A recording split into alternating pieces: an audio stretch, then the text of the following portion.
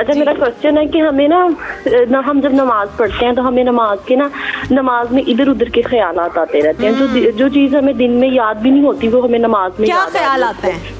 جی اور ایک اور کوشچن ہے، اور ہمیں دین سے متعلق نعوذ باللہ برے خیالات آتے ہیں اور ایسے خیال آتے ہیں کہ ہم کسی کو بتا بھی نہیں سکتے، کیا یہ ایک مومن بندے کے لیے ایسے خیالات آنا ٹھیک ہے؟ شیطانی وسوسے دماغ میں آتے ہیں، فکر بھی ہوتی ہے، ٹینشن بھی ہوتی ہے، اللہ تعالیٰ ہم سے ناراض نہ ہو جائے، اس حوالے سے بہت اچھا سوال ہے۔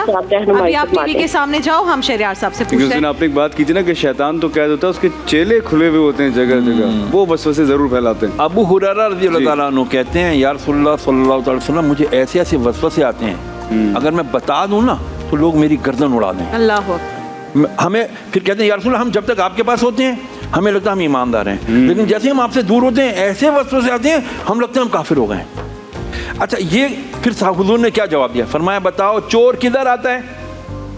جہاں مال ہوتا ہے۔ فرمایا تمہارے پاس ایمان کا مال ہے، وہ آتا ہی سیدھی ہے، تو تم اس کو توجہ ہی نہ دو۔ جیسے تم نماز میں آ رہے ہیں وسوسے آ رہے 3 پڑھے 4 پڑھے تو اپنا گمان غالب کر لے، 3 پڑھی ہے، ہاں بھائی 3 پڑھی ہے، میں نے 4 پڑھی ہیں، جہاں اس کا گمان غالب آ جائے، یعنی جو وسوسہ ہے اس کو رد کرے، اس کا اگینسٹ کرے۔